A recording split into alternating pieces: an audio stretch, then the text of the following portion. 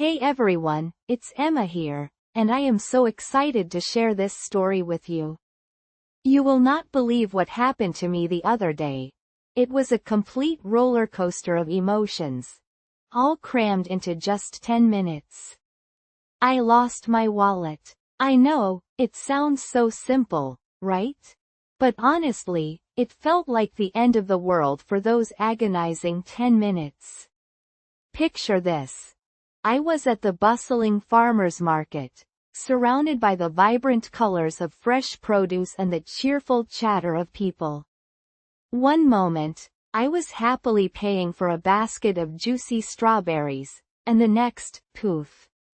My wallet was gone. My heart lurched into my throat.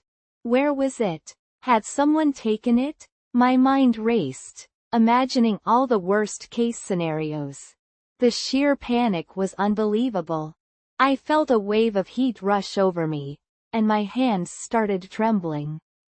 It was such a silly thing, looking back, but in that moment, it felt utterly catastrophic.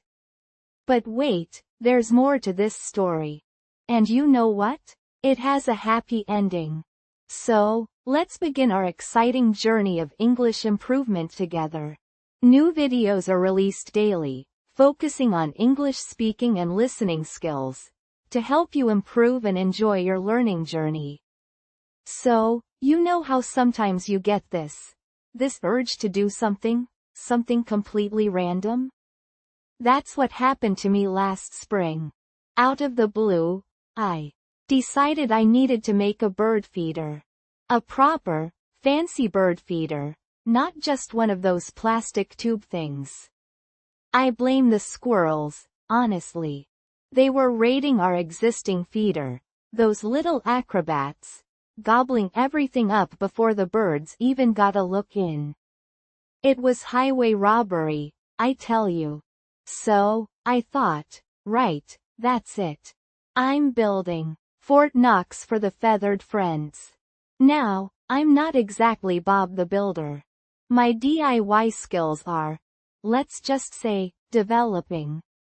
I once tried to assemble a flat-pack bookshelf and ended up with something that looked more like a modern art installation. So, this bird feeder project? It was a leap of faith. I started with a vague idea of a charming little wooden house, something rustic, you know? I envisioned birds happily chirping on a tiny porch, maybe even paying rent in sunflower seeds. I started sketching, which, let's be honest, looked more like a 5-year-old's interpretation of a house. All wobbly lines and disproportionate features. But hey, it was a start. Then came the trip to the hardware store. Oh, the hardware store. It's a magical place, isn't it? All those shiny tools, the smell of sawdust and, is that fertilizer? I wandered the aisles, completely overwhelmed. What kind of wood did I need? Cedar? Pine? Did birds have wood preferences? I had no clue. I grabbed a helpful-looking employee, bless their souls, and bombarded them with questions. What's the best wood for a bird feeder? Do I need nails or screws? What's a countersink bit? The poor guy probably thought I was building a spaceship, not a bird feeder. Eventually, armed with a confusing assortment of wood, screws, nails, and a saw, I wasn't entirely sure how to operate. I headed home. The real adventure was about to begin. My backyard became my workshop. I spread out a tarp, put on some safety goggles, because, safety first, and started sawing. Let's just say it wasn't the smoothest process. The wood splintered, the saw bucked, and I ended up with pieces that were, well, let's just say they weren't exactly uniform. It looked like a beaver had been at it. But, you know what? I persevered. I sanded down the rough edges, hammered in the nails, crookedly, I might add, and slowly, miraculously, the bird feeder started to take shape. It wasn't perfect, not by a long shot. It was a little wonky, a little lopsided, but it was mine. The next step was the roof. I decided to go with shingles, because, why not? How hard could it be? Turns out, harder than I thought. The shingles kept slipping, the nails bent, and I ended up with a roof that looked like it had survived a hurricane. But, hey, at least it was waterproof-ish. Then came the fun part. Decorating. I painted the little house a cheerful sunflower yellow, added a tiny porch railing made from twigs I found in the garden, and even hung a little bell from the roof. It was charmingly rustic, in a delightfully imperfect kind of way. Finally, the moment of truth. I filled the feeder with sunflower seeds, hung it from a tree branch, and stepped back to admire my handiwork. It wasn't perfect, not even close, but it had character. It was a testament to my perseverance, my creativity, and my questionable DIY skills. Guess what happened next? Nothing. For days, the bird feeder remained empty. Not a single bird. I started to doubt myself. Was it too ugly? Too wonky? Had I accidentally built a bird repellent? Then, one morning, I looked out the window, and there it was. A tiny little chickadee, perched on the porch, pecking away at the sunflower seeds. My heart soared. It worked. My wonky, lopsided, slightly off-kilter bird feeder was a success. Soon, the chickadee was joined by others. Sparrows, finches, even a cardinal or two. They chirped and flitted, their little wings fluttering as they feasted on the seeds. The sound filled my garden, a symphony of birdsong. It was magical. And the squirrels? Well, they tried. They climbed the tree, they scampered along the branches, but they couldn't reach the feeder. Victory was mine. That little bird feeder became my happy place. I'd sit on the porch with a cup of coffee, watching the birds, listening to their songs, and feeling a sense of, well, pride, I guess. I had created something that brought joy not just to me, but to the feathered friends in my garden. It wasn't perfect, but it was perfect enough. You know, it's funny. I started this project thinking I was building a bird feeder. But what I really built was a connection to nature, a connection to my own creativity, and a connection to the simple joy of making something with my own two hands. And that, my friend, is worth more than all the perfectly crafted bird feeders in the world. Don't you think? It really makes you appreciate the little things, doesn't it? The chirping of a bird, the warmth of the sun, the satisfaction of a job, well, sort of, done. It was a real adventure, and honestly, I wouldn't trade it for the world. Even with all the wonky bits. It's my wonky bird feeder, and I love it. So, you know how sometimes you just get a craving? Not just any craving, but one of those deep-seated, gotta have it now kind of cravings? Well, the other day, it hit me, banana chips. Not the store-bought kind, all uniform and perfectly crisp. No, I wanted the homemade kind, the ones my grandmother used to make, thick and chewy in the center, with those little caramelized edges that are just heavenly. Now, I hadn't made banana chips in ages. Years, probably. And Nana, well, she's been gone a while now. But that memory, the smell of ripe bananas frying in coconut oil, the sound of the sizzle, it all came rushing back. I just had to try. So, off I went to the grocery store. You know how it is, you go in for one thing and come out with a whole cart full of stuff? Well, that didn't quite happen, but I did get a little sidetracked in the produce section, admiring these gorgeous mangoes and perfectly ripe avocados. But I stayed focused, grabbed my bananas, a whole bunch of perfectly ripe plantains too, because why not? And headed home, ready for my banana chip adventure. Now, Nana never used a recipe. Never. Everything was by feel, by instinct. A pinch of this, a dash of that.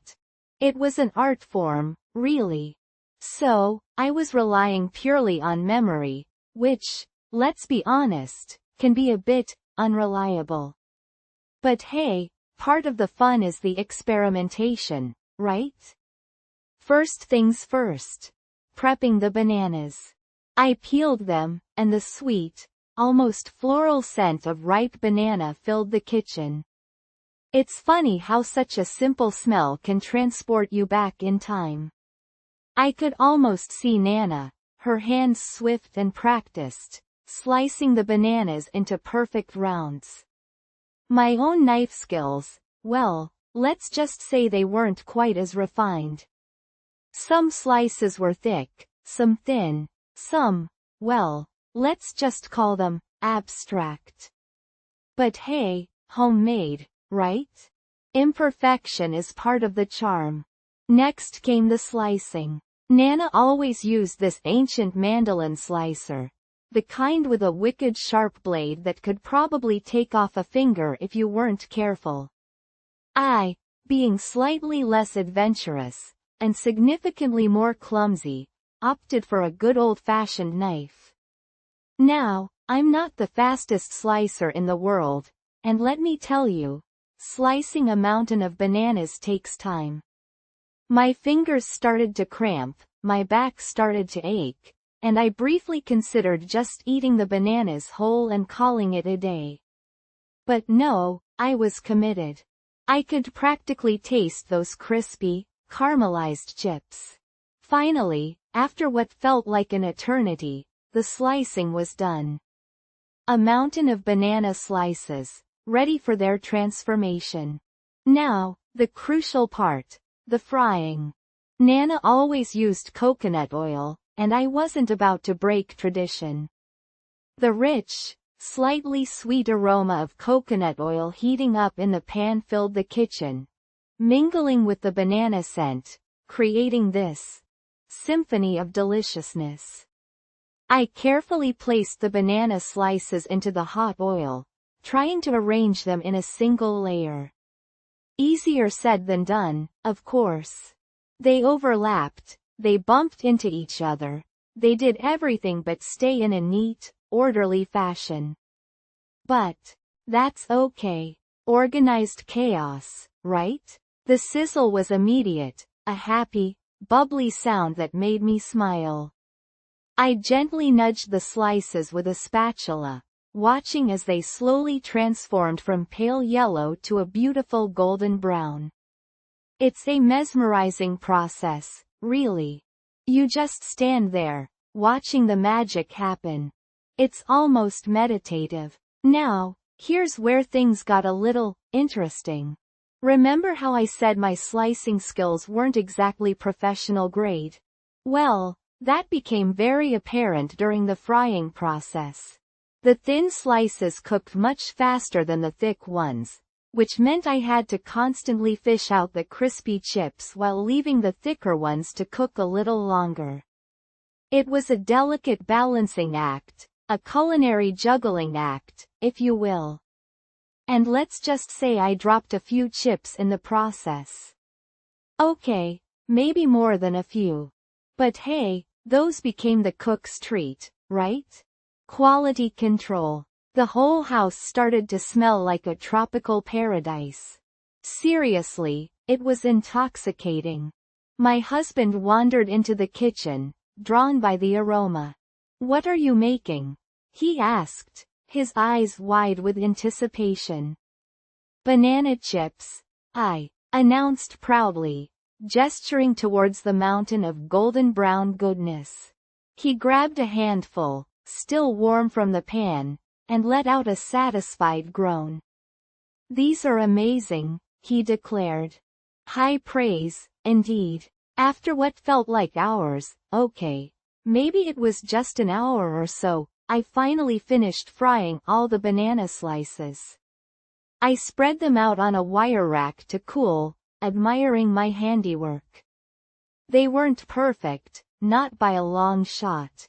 Some were crispy, some were chewy, some were a little, well, let's just say, artistically browned. But they were mine, made with love, and a whole lot of patience. And let me tell you, they tasted even better than they looked. The sweet, slightly caramelized flavor, the crispy edges, the chewy center, it was pure bliss. It wasn't just about the banana chips, you know? It was about the memories, the connection to my grandmother, the satisfaction of creating something delicious with my own hands. And you know what the best part was? Sharing them. I packaged them up in little bags and gave them to friends and family, spreading the banana chip love. Because that's what food is all about, right? Sharing it with the people you care about. It's about creating memories, building connections, and savoring the simple joys of life. So, yeah, making banana chips. It's more than just a recipe. It's a story. A story of family, of memories, and of the simple pleasure of a perfectly crispy, chewy, caramelized banana chip. And you know what? I think Nana would be proud. Hey everyone, learning a new language can feel like climbing a mountain, right? But you know what? When you feel like quitting, remember why you started. Think about that initial spark, that dream of effortlessly chatting with people from different cultures, or maybe understanding your favorite movies without subtitles. Hold onto that feeling. It's your fuel, your motivation, and trust me, it's powerful enough to get you through any challenging climb. You've already come so far, be proud of yourself. And you know what? I have a fun little idea for you to try. How about sharing your childhood memories aloud? Imagine narrating a funny incident from your school days or describing your favorite childhood toy while you're cooking dinner or taking a walk. It's such a simple way to practice speaking without even realizing you're doing it. Plus, it's a wonderful trip down memory lane. Honestly, it felt like magic the first time I tried it. Now, I know sometimes things can get tricky. Getting stuck mid-sentence and freezing, we've all been there. It can be frustrating, right? You have all these thoughts swirling in your head, but the words just won't come out. It's like your brain suddenly hits a pause button. Believe me, I totally get it. It's a normal part of the process, and you're not alone in this. I remember once, I was trying to order coffee in English, and, well, you will not believe what happened next. I completely blanked on the word, milk. It happens. And you know what? It actually makes me curious. Do you prefer practicing speaking alone or with others? Sometimes, I find it easier to just talk to myself, but other times, having a conversation partner can be so motivating.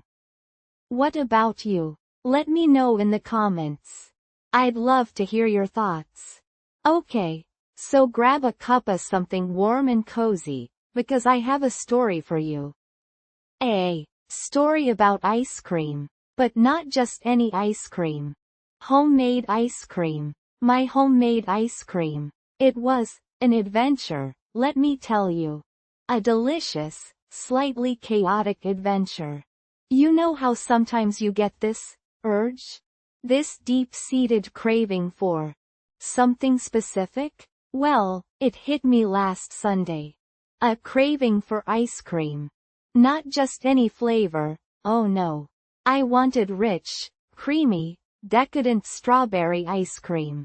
The kind that stains your tongue a happy pink and makes you feel like a kid again. Problem was, it was a Sunday. A lazy Sunday. The kind where even putting on pants feels like too much effort. And the nearest ice cream shop? Miles away. So, what's a girl to do? Make her own, of course. How hard could it be, right? Famous last words. I'd never made ice cream before. Never even considered it, honestly. But suddenly, I was possessed by this pioneer spirit. I had to conquer this culinary Everest. So, armed with Google and a slightly dusty ice cream maker my mom had gifted me years ago, which I'd used as a rather stylish bookend, if I do say so myself, I embarked on my quest. First, the recipe hunt. Oh, the rabbit hole that is the internet. So many options. Philadelphia style? Custard-based? Eggless? My head was spinning. Finally, I settled on a relatively simple-looking recipe that promised a classic strawberry dream. Next came the ingredient gathering. Luckily, I had most of what I needed: milk, cream, sugar, vanilla. But fresh strawberries? Nope. So, a quick dash to the corner store was in order. Picture this. Me, hair a mess, in my comfiest pajamas, dashing through the aisles like a strawberry-crazed bandit. The cashier gave me such a look. I just winked and mumbled something about a sudden ice cream emergency. You know, the usual. Back home, the real fun began. The recipe called for macerating the strawberries. Sounds fancy, right? Basically, it's just chopping them up and letting them hang out with some sugar to release their juices and become all syrupy and delicious. The kitchen filled with the sweet, summery scent of fresh strawberries. It was heavenly. I might have sampled a few. Okay, maybe a handful. Don't judge. Then, the custard making. Now, I'm not a naturally gifted cook. Let's just say, my culinary skills tend to fall somewhere between enthusiastic amateur and kitchen hazard. But I followed the instructions meticulously, whisking the milk, cream, sugar, and eggs together over a gently simmering pot. I was so focused, I barely even blinked. This was serious business, people. Guess what happened next? Yup. I scorched the custard. Just a little bit, mind you. But enough to impart a subtle, smoky flavor. Not exactly what I was aiming for. I contemplated starting over. I really did. But, honestly, I was already knee-deep in strawberries and sugar, and the thought of washing another pot was daunting. So, I decided to embrace the smokiness. Think of it as rustic. Yeah, rustic strawberry ice cream. That's the ticket. After cooling the slightly smoky but still delicious custard, I strained it to remove any evidence of my scorching incident and stirred in the macerated strawberries. It was the most beautiful shade of pink. Like a sunset in a bowl. I was actually quite proud of myself at this point. Maybe I was a culinary genius in disguise after all. Now, the moment of truth. The ice cream maker. I hauled the dusty contraption out of the cupboard, assembled it, with surprisingly little difficulty, and poured in my precious pink mixture. Then, the agonizing wait. The recipe said to churn for 20 to 30 minutes. 20 to 30 minutes? It felt like an eternity. I paced the kitchen, peeking at the machine every few seconds, willing it to work its magic. Finally, after what felt like a lifetime, the churning stopped. The mixture was thick, creamy, and slightly less pink than before. Huh. But it smelled amazing. I scooped a spoonful and, oh my goodness, it was good. Really good. Not perfect, mind you. There was that subtle smoky undertone, and it wasn't quite as smooth as store-bought ice cream, but the flavor? Bursts of fresh strawberry sweetness balanced with the rich creaminess of the custard. It was divine. But it wasn't quite done yet. The final step. The freezer. I transferred the slightly smoky rustic pink ice cream to a container and tucked it away in the freezer to harden. Another agonizing wait. This time, a few hours. Those few hours were torture. I kept opening the freezer, just to look at it. To admire my creation. To maybe sneak a tiny spoonful, or two. Finally, it was ready. And you know what? It was worth every minute of that slightly chaotic, smoky, strawberry-filled adventure.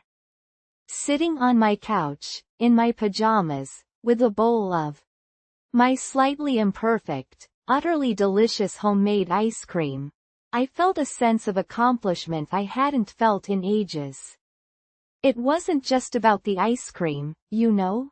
It was about taking a chance, trying something new, and not being afraid to mess up a little along the way.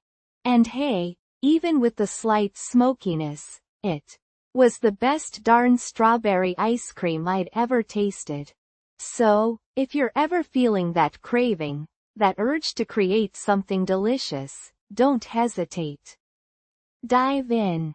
Embrace the mess. You might surprise yourself. And who knows? You might just discover your hidden culinary genius, or, at least, a newfound appreciation for slightly smoky, rustic strawberry ice cream. Because let's be honest, sometimes, the imperfections are what make it perfect. You know what I mean? Okay. So, picture this. It's a drizzly Tuesday, right? One of those days where the sky is this weird shade of gray, like someone diluted all the color out of it. I'm home, curled up in my favorite armchair, the one with the slightly wonky leg and the worn patch on the armrest, you know the kind?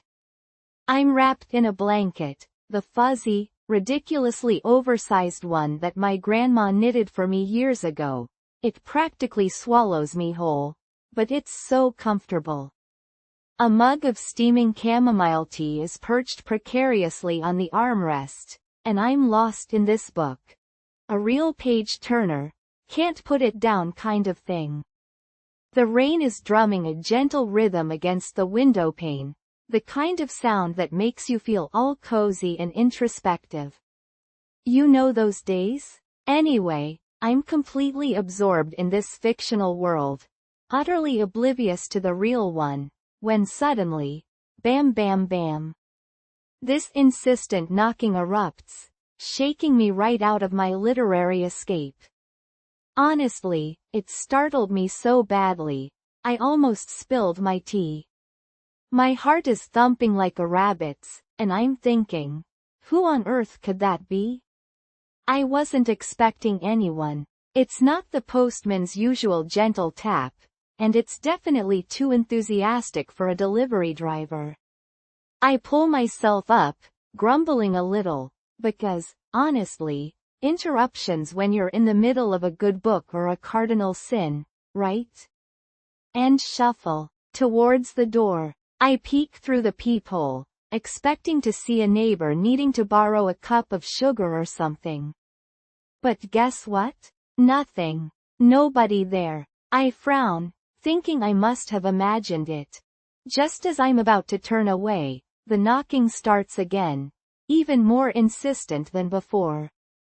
Bam bam bam. This time, I fling the door open, a little exasperated, ready to give whoever it is a piece of my mind, and I just freeze. Standing there, grinning like a Cheshire cat, drenched to the bone, with raindrops clinging to her eyelashes like tiny diamonds, is my best friend, Sarah. Sarah. From Australia. Now, you have to understand, Sarah lives in Australia. Like, the other side of the world, Australia. We haven't seen each other in person in almost 3 years. We chat online, sure, video calls and all that, but it's not the same. Nothing beats a real-life, in-person hug, right? And there she is, a real, tangible, dripping wet Sarah, standing on my doorstep. For a second, I just stare at her, completely speechless. I'm convinced I'm hallucinating, that this is some elaborate, tea-induced dream sequence. Then, Sarah lets out this little squeal, throws her arms around me, and squeezes me tight. And that's when it hits me, it's real. She's really here. The sheer joy that floods through me is overwhelming. I hug her back just as fiercely, laughing and crying at the same time, a proper ugly cry. Snot and everything, you know how it is. The rain is still coming down, plastering our hair to our faces, but I don't even care. I'm so happy I could burst. We finally untangle ourselves, and I drag her inside, babbling incoherent greetings. What are you doing here? How? When? Why didn't you tell me? Sarah just laughs, her eyes sparkling with mischief. Surprise! She shouts, throwing her arms up in the air, spraying little droplets of rainwater everywhere. I wanted it to be a surprise. I know how much you hate surprises, she adds with a wink, because yes, I notoriously hate surprises, but I just couldn't resist.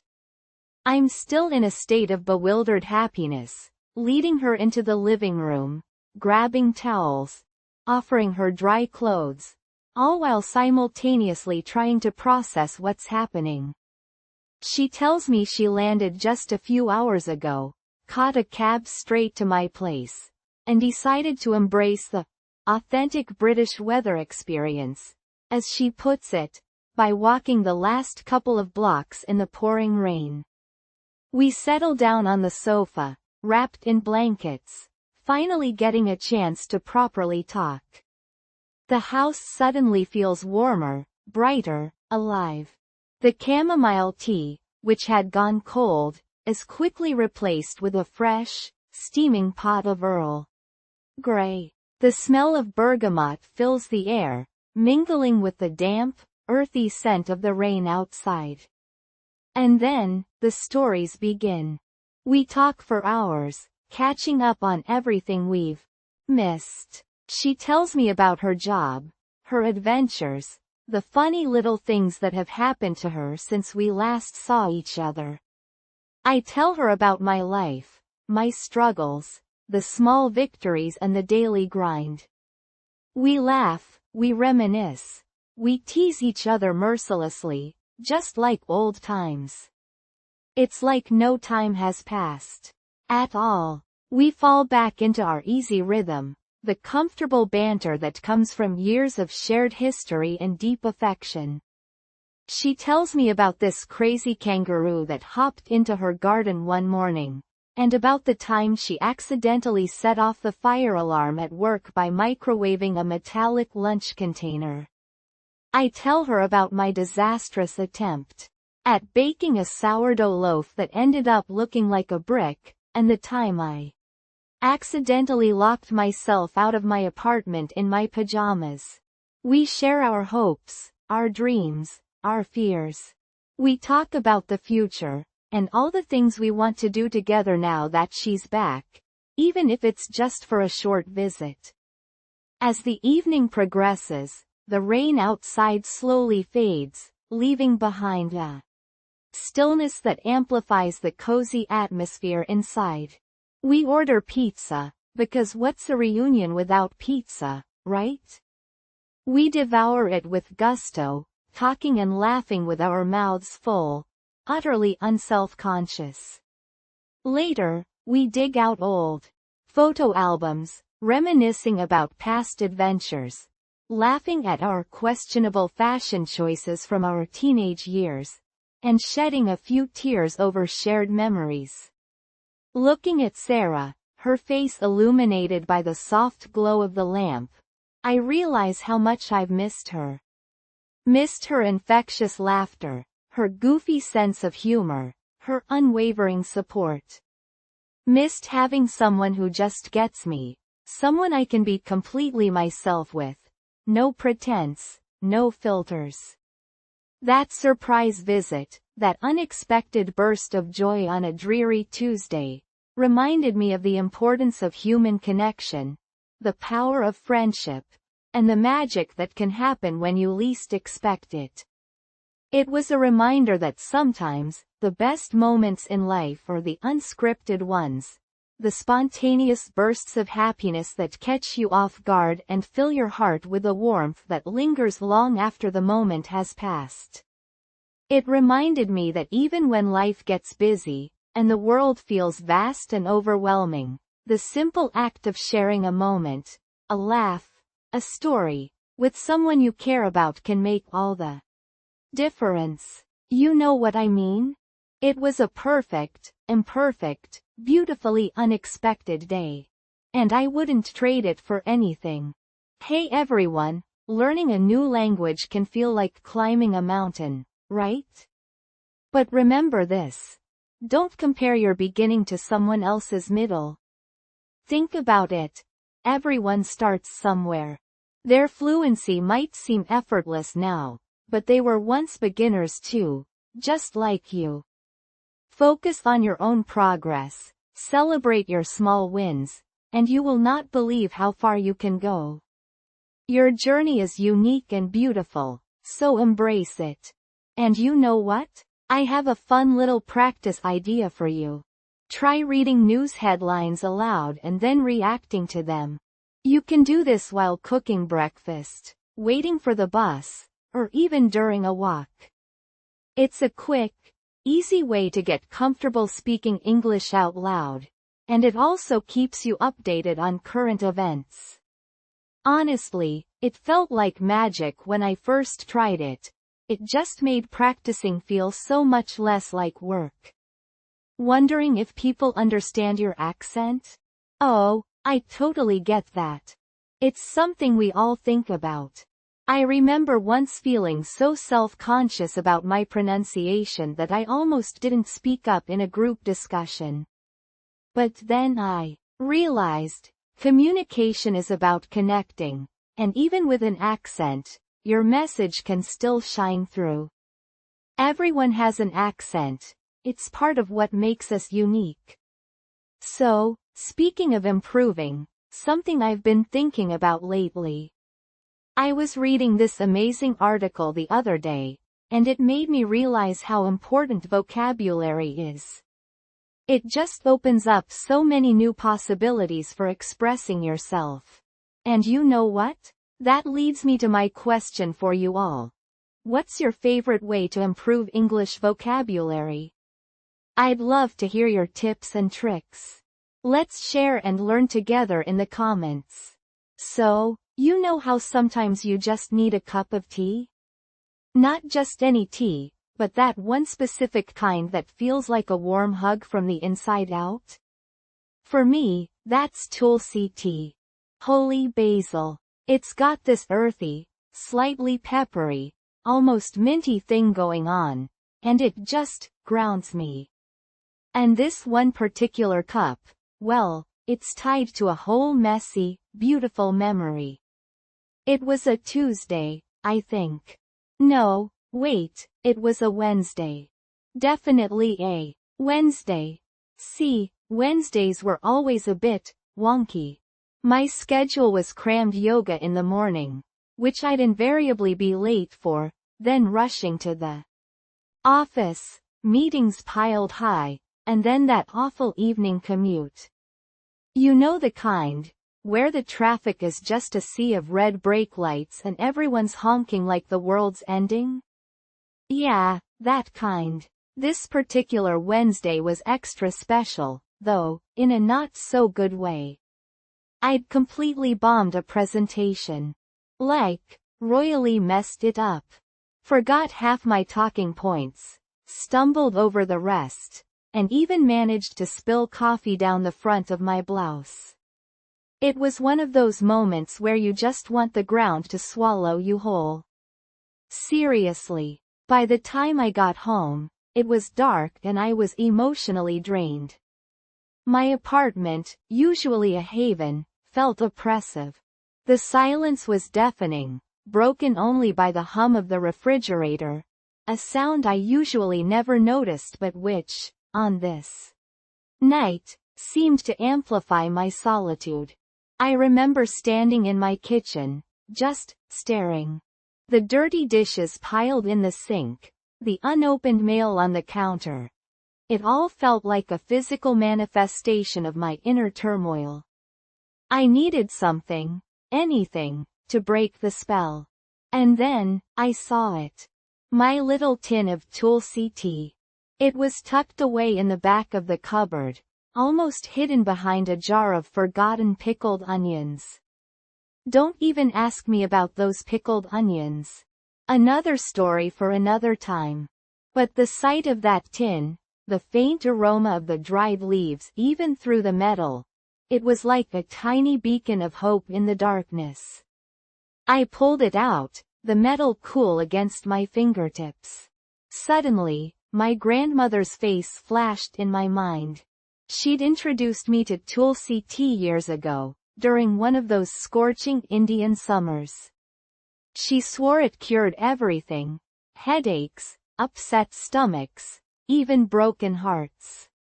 I'd scoffed then, teenage me thinking I knew everything. But now, standing there in my messy kitchen, I felt a pang of longing for her wisdom, her calming presence. I filled the kettle, the rhythmic gurgling of the water a strangely soothing sound. While I waited, I found my favorite mug, the big, chipped one with the faded sunflower pattern. It wasn't fancy, but it felt comforting. Like an old friend. Once the kettle whistled, its shrill cry momentarily breaking through the fog in my brain, I poured the steaming water over the dried leaves, the fragrant steam rising to meet my face. The aroma was instantly uplifting, a blend of earthiness and sweetness, with a hint of spice that tickled my nose. It was like a miniature aromatherapy session right there in my kitchen. As the tea steeped, I found myself just breathing deeply, slowly. The scent of the tulsi filled the air, chasing away the stale negativity that had been clinging to me like a second skin. It was remarkable how such a simple act could have such a profound effect. I added a touch of honey, swirling it gently until it dissolved, the golden liquid disappearing into the deep amber of the tea.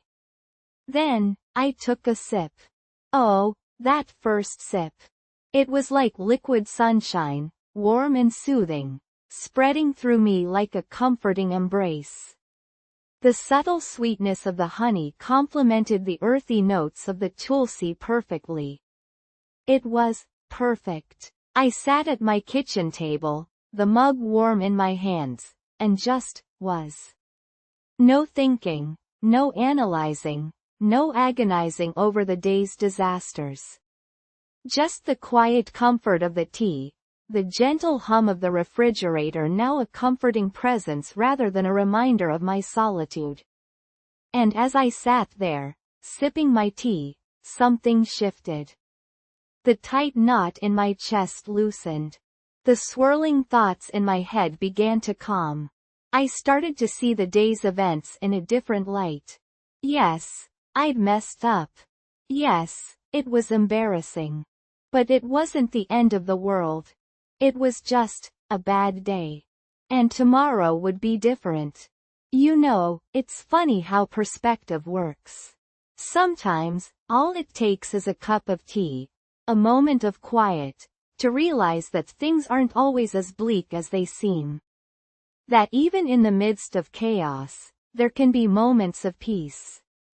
That cup of tulsi tea wasn't just a beverage.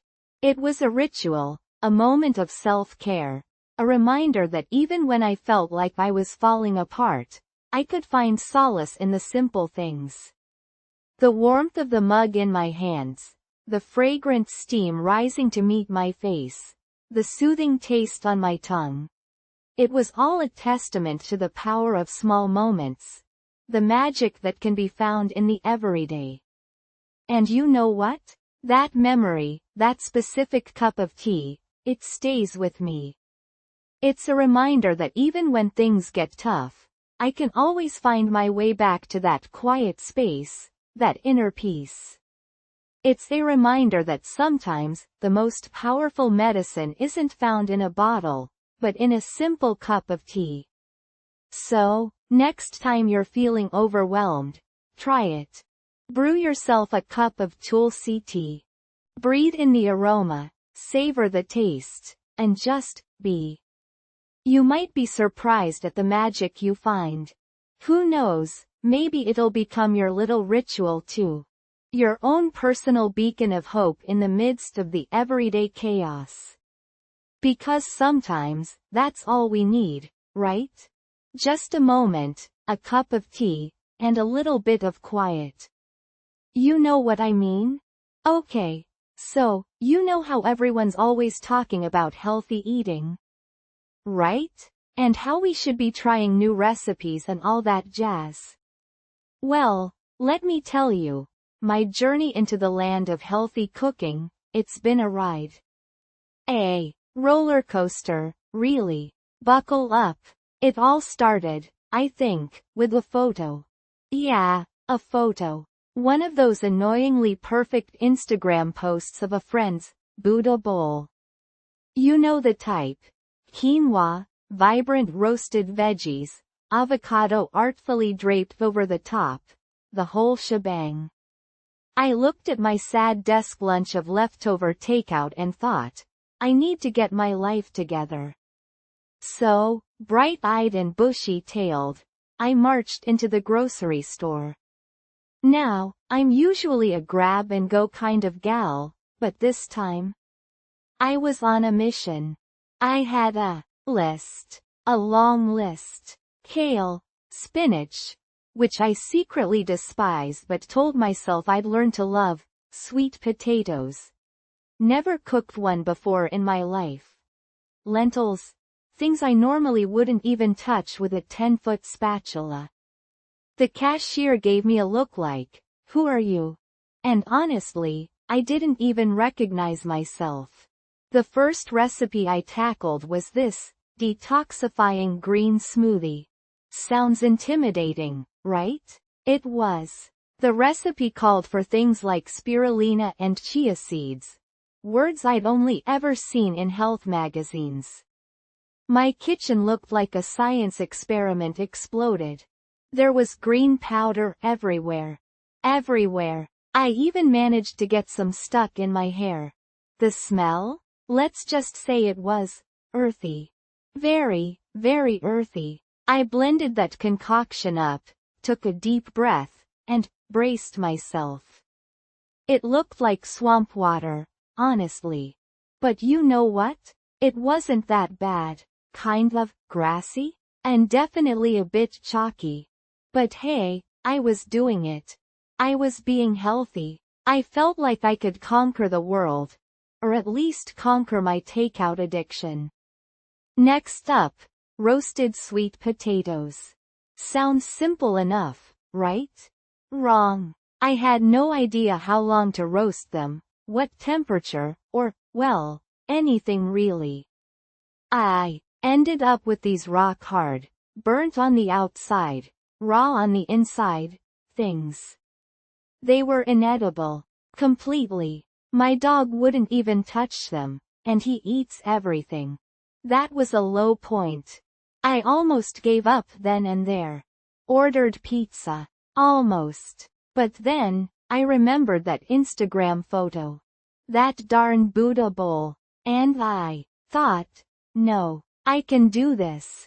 So I Googled, how to roast sweet potatoes like a pro. Thank goodness for the internet, and tried again. Second time's the charm, right? Well, sort of. They weren't burnt this time, but they were mushy. Like baby food. But I was determined. Third time's the charm, they say. And you know what? It was. The third batch of sweet potatoes came out perfectly. Golden brown, crispy on the outside, fluffy on the inside. I felt like a culinary genius. I actually did a little happy dance in my kitchen. Don't judge. Emboldened by my sweet potato success, I moved on to lentils. Now, lentils are these little brown things that I'd never even thought about eating before. They looked boring, but the recipe promised they'd be delicious. So I cooked them up, following the instructions meticulously this time. And guess what? They were actually pretty good. Especially with all the spices and herbs I added. Who knew? The next hurdle was kale. Remember how I mentioned I secretly despise spinach? Well, kale is like spinach's tougher, more bitter older brother. I tried sautéing it, roasting it, even blending it into another, slightly less swampy, green smoothie. Still hated it, but I discovered a trick. Massaging the kale with olive oil and lemon juice actually made it edible. Not my favorite thing in the world, but I could tolerate it. Baby steps, right? So, over the next few weeks, I experimented. I tried different recipes, some successful, some not so much. There were exploding quinoa incidents, don't ask. A near disaster with a spiralizer. Those things are sharp. And a batch of black bean brownies that tasted suspiciously like, well, black beans. But there were also triumphs. I discovered I actually liked roasted Brussels sprouts. With a generous amount of balsamic glaze, of course. I learned how to make a mean veggie burger. And I even managed to create my own version of that infamous Buddha bowl. It wasn't quite as Instagram-worthy as my friends, but it tasted amazing. The biggest surprise? I actually started enjoying cooking. Like, really enjoying it. It wasn't a chore anymore, it was a creative outlet. A way to experiment, to learn, to nourish myself. And you know what else? I started feeling better, more energetic. My skin cleared up. I even lost a few pounds without even trying. Of course, I haven't completely abandoned my love for pizza and takeout. Let's be realistic. But now, I actually crave healthy food. I look forward to trying new recipes. I get excited about going to the farmer's market and picking out fresh, colorful produce. It's a whole new world, honestly. So, what's the moral of the story? Well, I guess it's that healthy eating doesn't have to be scary. It doesn't have to be perfect. It's okay to make mistakes, to burn the sweet potatoes, to have green smoothie explosions. It's all part of the process. And you know what? It can actually be fun. Really? Who knew? Certainly not me. So, if I, a self-proclaimed takeout queen, can do it, so can you. Just take it one burnt sweet potato, one swampy smoothie, one exploding quinoa incident at a time. You might even surprise yourself. I know I did. Now, if you'll excuse me, I'm off to try this new recipe for zucchini noodles. Wish me luck. You never know what might happen, but hopefully, this time, nothing explodes. Well, from the bottom of my heart, thank you so much for watching and spending this time with me. I really appreciate you staying connected and learning together. If you'd like to stay updated with new daily content focused on English speaking and listening, I'd love for you to follow, like, subscribe, and share this video. You know, before we go, it made me wonder, what are your plans for your next day off? It's always so lovely to hear what everyone is thinking about, and sharing your plans is a fantastic way to practice expressing yourself in English and connect with others in the comments. It would be wonderful to hear from you. See you tomorrow, and in the meantime, take care, stay consistent with your practice, and have a wonderful rest of your day.